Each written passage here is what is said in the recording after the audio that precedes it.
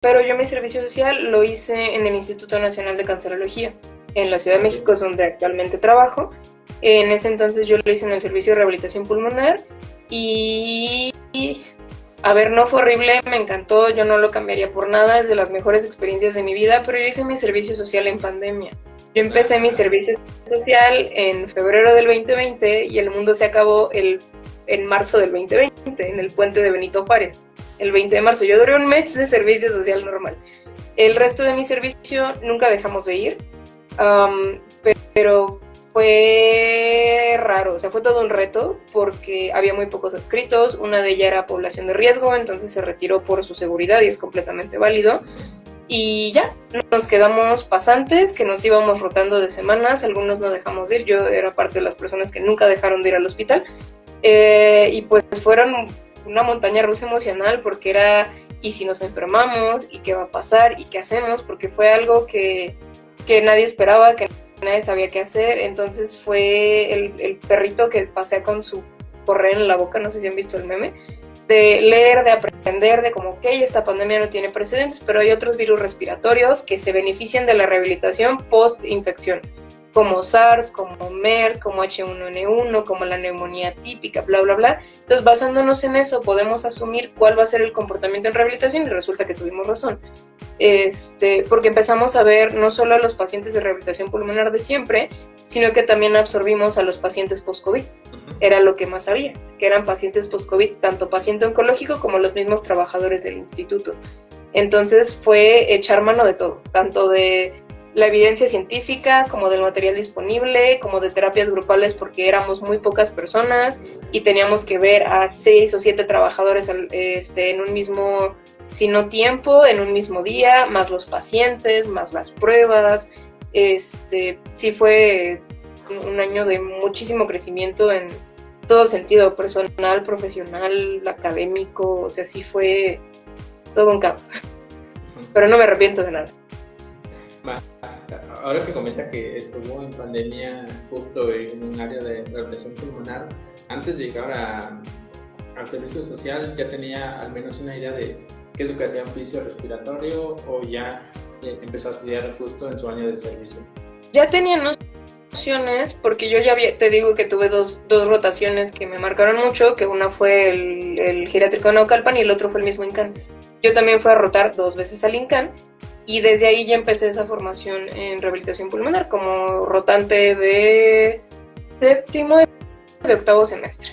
Entonces en ambos tuve la oportunidad de rotar. En VM rotábamos 6 semanas, entonces pues me eché como 3 meses en total entre una rotación y otra.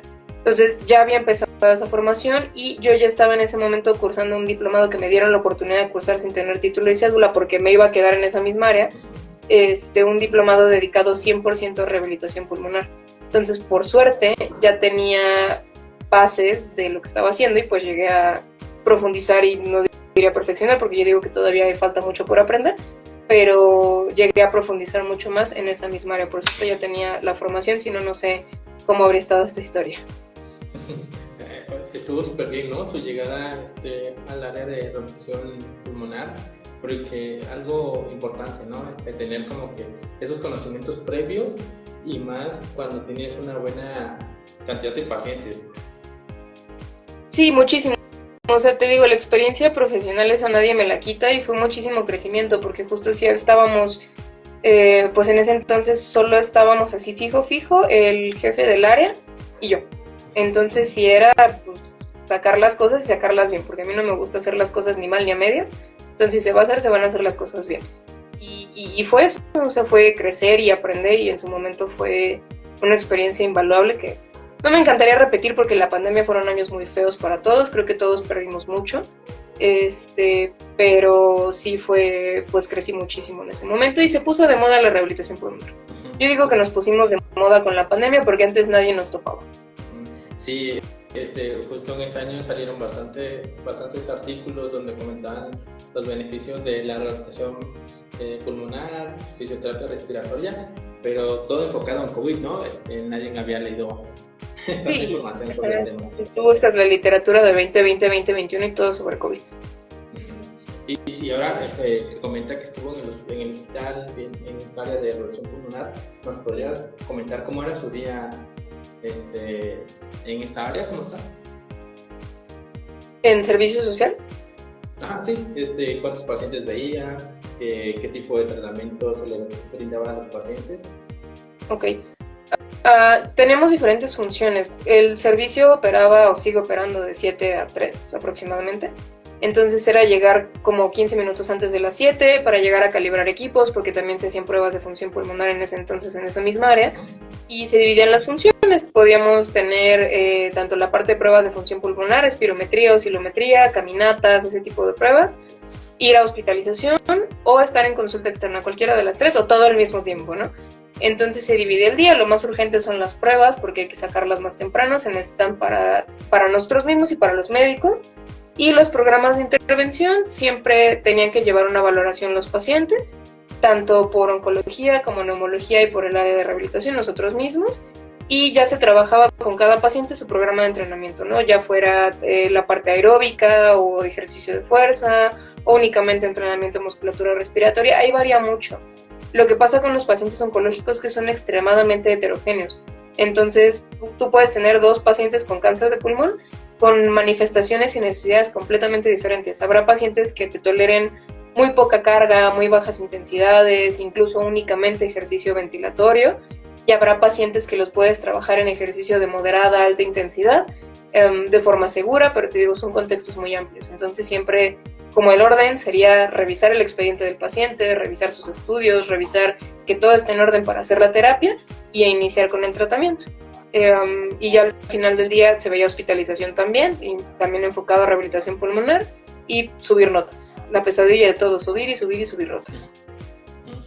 Sí, justo ahora que comentamos el área de rehabilitación pulmonar, pues muchos están acostumbrados a ver EPOC, neumonía, asma, pero también agregan un grado de complejidad o dificultad de que esos pacientes también hayan tenido cáncer, ¿no? Es un poquito más complejo. Por eso comentaba al inicio de la transmisión de que como tal fisioterapia respiratoria para mí se me hace bastante compleja y difícil en cierto punto.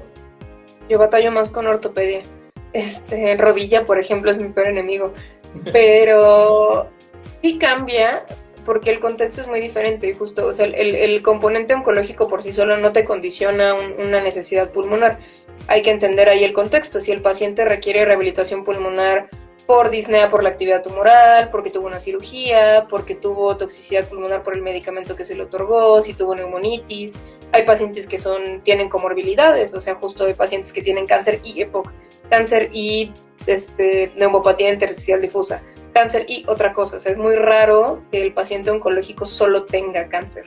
Entonces ese contexto es muy importante en el entender por qué hacemos lo que hacemos, ¿no? Y entender es dónde está el problema. O sea, si mi paciente tiene derrame pleural, mi contexto cambia. Si el derrame pleural es maligno o de otro tipo de origen, si es cirugía, de qué fue la cirugía. O sea, sí hay como, se amplifica mucho más el contexto, y el instituto, por ejemplo, se divide por departamentos de tórax, de mama, cabeza y cuello, gine, gastro, hemato, bla, bla, bla, bla, bla. Entonces, cada una de esas poblaciones va a tener necesidades específicas a su tipo de neoplasia, y a eso se le suman los diferentes tipos de tratamiento. O sea, si es cirugía, si es quimio, si es inmuno, si es radio, si es hormono, si es crío, y cada una tiene sus subdivisiones, ¿no? O sea, la radioterapia puede ser en cierta dosificación, con cierta intensidad. La quimioterapia, hay tipos de quimioterapia, hay tipos de inmuno. O sea, sí es como ir interiorizando en muchas áreas diferentes, que la verdad a mí me encanta. O sea, ha sido todo un reto el ir integrando estas cosas, irlo entendiendo, el cómo funciona y cómo ingerimos en eso, pero sí ha sido pues todo un proceso.